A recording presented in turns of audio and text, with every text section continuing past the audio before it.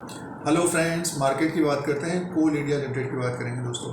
कोल India limited के नतीजे आने वाले थे 7/5/2023 को, 7 मई 2023 को नतीजे आने वाले थे। तो नतीजों की बात करेंगे। 7वें डिविडेंड का अनाउंसमेंट किया है कंपनी ने, तो शेयर होल्डर्स को आने वाले दिनों में डिविडेंड मिलेगा और शेयर प्राइस 237 में है। तो नंबर्स को चेक करते हैं तो आगे की बात करेंगे, उसी के अनुसार एनालिसिस करते हैं, डिस्कस करते हैं, चर्चा करते हैं कोल इंडिया लिमिटेड के बारे में। स्टॉक प्राइस के अनुसार भी बात करेंगे। 237 में स्टॉक प्राइस है। तो सबसे पहले नतीजों को देखते हैं कोल इंडिया लिमिटेड के। चैनल पर पहली बार वीडियो देख रहे हैं तो सब्सक्राइब और लाइक का बटन दबाएं। कोल इंडिया लिमिटेड की बात कर रहे हैं। कोल इंडिया के फाइनेंशियल रिजल्ट की बात करते हैं। सबसे पहले देखिए, कंसोलिडेटेड फाइनेंशियल रिजल्ट है ये कोल इंडिया का। और रेवेन्यू की बात करते हैं। 31/3/2023 के क्वार्टर में 35,161 करोड़ का 35,161.44 करोड़ का रेवेन्यू आया है।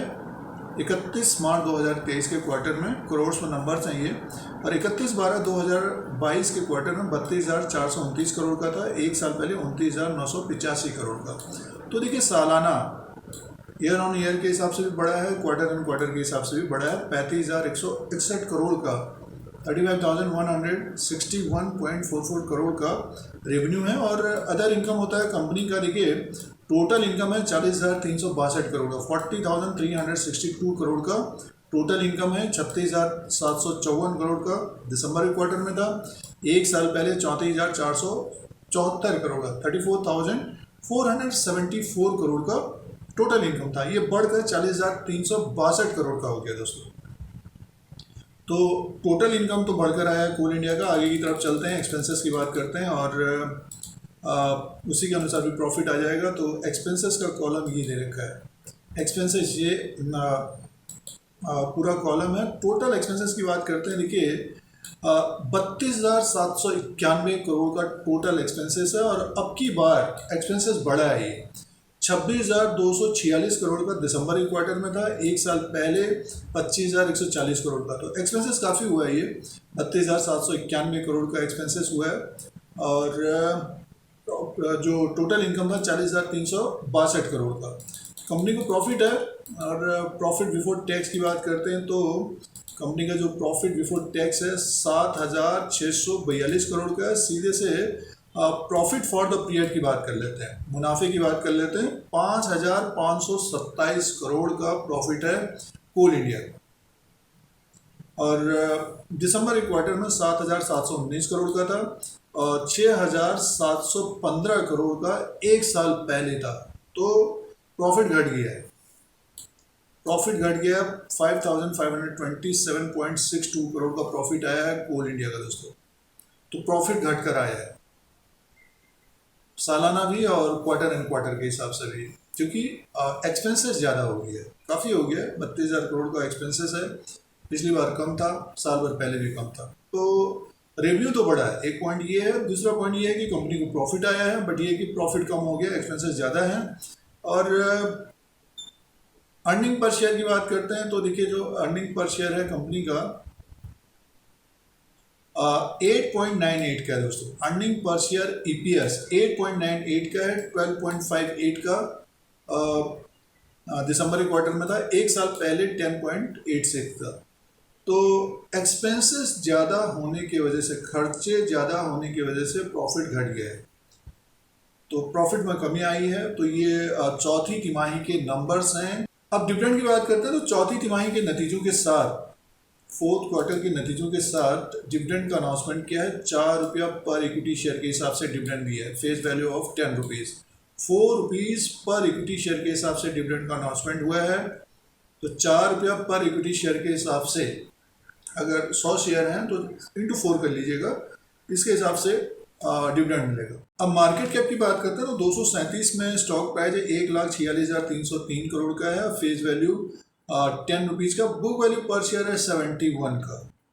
तो मान के चलिए 3-4 गुना ही ऊपर की तरफ कारोबार कर रहा है। बुक वैल्यू पर शेयर है 71 का और अर्निंग पर शेयर है EPS 47 का और डिविडेंड यील्ड 7.16 का। डिविडेंड काफ़ी अच्छा मिलता है। जैसे कि अभी 4 रुपये का डिविडेंड दिया गया है कंपनी के द्वारा चौथी तिमाही के नतीजों के साथ। और प्राइस परफॉर्मेंस की बात करते हैं तो देखिए, 2022 में तो ज़बरदस्त तेज़ी थी कोल इंडिया में। और एक साल का रिटर्न 27% का है, 3 साल का रिटर्न 72% का है। साथ में कंपनी ने डिविडेंड भी दिए है,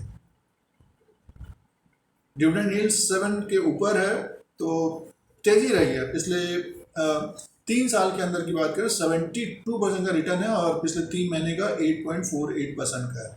237 में स्टॉक प्राइस है दोस्तों। एक नज़र अब शेयर प्राइस के अनुसार टेक्निकल एनालिसिस करते हैं। देखिए चौथी तिमाही के नतीजों में रेवेन्यू बढ़कर आया है, प्रॉफिट आया है कंपनी को, बट ये कि प्रॉफिट कम रहा है, मुनाफा कम रहा है और साथ में डिविडेंड दिया गया है।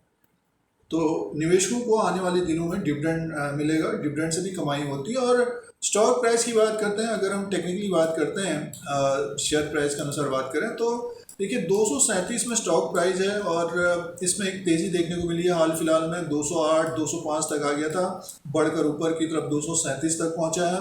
इसका जो 52 वीक है 263 और 52 वीक लो है 164 और इसमें गिरावट देखने को मिली है। पिछले नवंबर और दिसंबर से इसमें लगातार गिरावट रही है, थोड़ा बहुत ऊपर की तरफ 227 230 तक गया था, अब की बार एक जंप किया है 230 के ऊपर निकला है।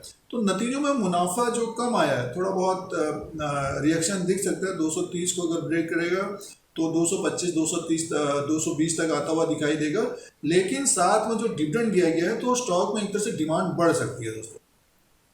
तो मुनाफा जो कम हुआ है उसका रिएक्शन दिखाई दे सकता है। अब देखिए मार्केट खुलेगा तो थोड़ा बहुत रिएक्शन हो सकता है, बट ये है कि जो डिविडेंड दिया गया है तो उसका बाइंग आती हुई नजर आएगी और 240 के ऊपर का स्टॉक जाएगा 250 और 255 तक जाता हुआ दिखाई दे सकता है। मार्केट में अगर तेजी होगी तो 263 को भी ये ब्रेक कर सकता है। तो देखिए कंपनी के द्वारा डिविडेंड दिया गया है तो होल्ड करना चाहिए और टेक्निकली एक तरह से एक रेंज में ही मान के चलिए 30-40 पॉइंट के बीच घूमता हुआ नजर आ सकता है अगले 2-3 महीने में। मार्केट में गिरावट होगी तो मान के चलिए 220 215 तक आता हुआ दिखेगा। ऊपर की तरफ अगर मार्केट रहता है 18,000 के ऊपर 250 255 के आसपास तक जाता हुआ दिखाई दे सकता है शेयर प्राइस। तो हमारे अनुसार होल्ड करना चाहिए, डिविडेंड लेना चाहिए। नेक्स्ट क्वार्टर में प्रॉफिट अच्छा आएगा तो स्टॉक फिर अपना 52 वीक हाई भी ब्रेक कर सकता है। 2022 में एक तरह से तेजी थी, जैसे आपने देखा होगा, आपके पास अगर शेयर है तो देखिए ग्राफ में देख लीजिए 160 से ये बढ़कर सीधे 263 तक पहुंच गया, तो एक अच्छी तेजी बनी थी कोल इंडिया में। और डिविडेंड से देखिए 7-8% का डिविडेंड यील्ड है, मीन्स फिक्स डिपॉजिट के आसपास डिविडेंड यील्ड है। अगर स्टॉक ऊपर की तरफ जैसे कि आईटीसी देखिए ऊपर की तरफ चला गया तो दोनों तरफ से फायदा होता है। तो बहुत सारे निवेशक क्या है कि जैसे डिविडेंड कोल इंडिया के द्वारा मिलता है तो अपने पोर्टफोलियो में रखे होंगे, स्टॉक प्राइस अगर ऊपर की तरफ होता है तो और बेनिफिट होता है। तो ये कुछ इंपॉर्टेंट पॉइंट्स थे। फंडामेंटली बात करते हैं कोल इंडिया की तो अपने बुक वैल्यू से 3-4 गुना ही ऊपर की तरफ कारोबार कर रहा है। कोल इंडिया की बात कर रहे हैं तो होल्ड करना चाहिए, डिविडेंड लेना चाहिए। जब शेयर प्राइस ऊपर की तरफ हो तब अपना डिसीजन लेना चाहिए दोस्तों। तो ये चौथी तिमाही के नतीजों का अपडेट था, साथ में डिविडेंड दिया गया है निवेशकों को 4 रुपीज़ का और शेयर प्राइस है 237 में। इस तरह की वीडियो देखने के लिए Dheeraj Singh take stock market को सब्सक्राइब करें, लाइक करें, शेयर करें। जय हिंद, वंदे मातरम।